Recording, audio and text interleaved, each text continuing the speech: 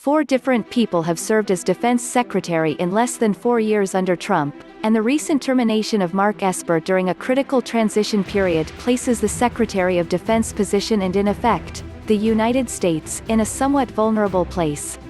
With the presidential inauguration a mere 58 days away and President-elect Joe Biden's indication that key cabinet roles will be announced in the near future, looking to the top contenders as this season's political roadmap to clarity in what is to come.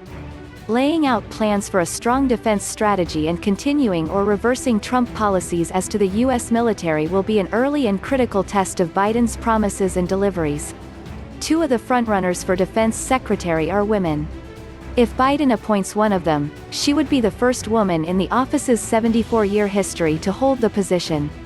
Michele Flournoy, considered a frontrunner candidate, served as the Undersecretary of Defense for Policy during the Obama administration from 2009 to 2012, where she managed nearly 1,000 people.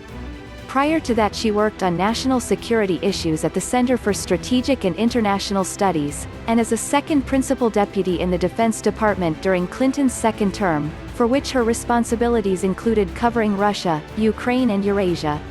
A Harvard and Oxford graduate, Flournoy's views on international affairs may be what Biden is looking for, but her recent experience as head of WestExec Advisors, where she deals with Fortune 100 companies, may not put her in the best light with progressives. One of the earlier agenda items in 2021 will be handling of the U.S. troops in Afghanistan.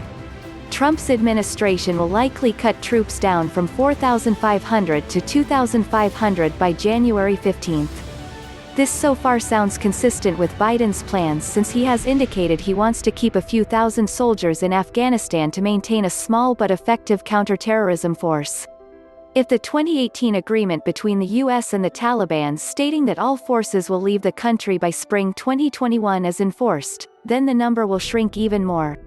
Flournoy, however, has previously taken the opposite stance, supporting an increase in troops abroad.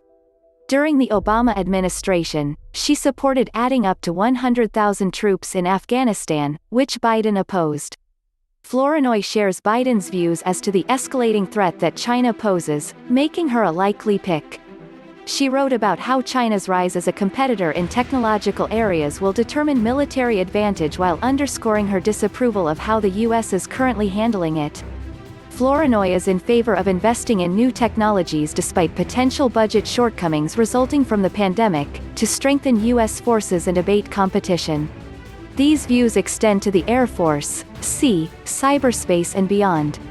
She aims for the U.S. to be less reliant on China for bases, logistics networks, missile defenses and more.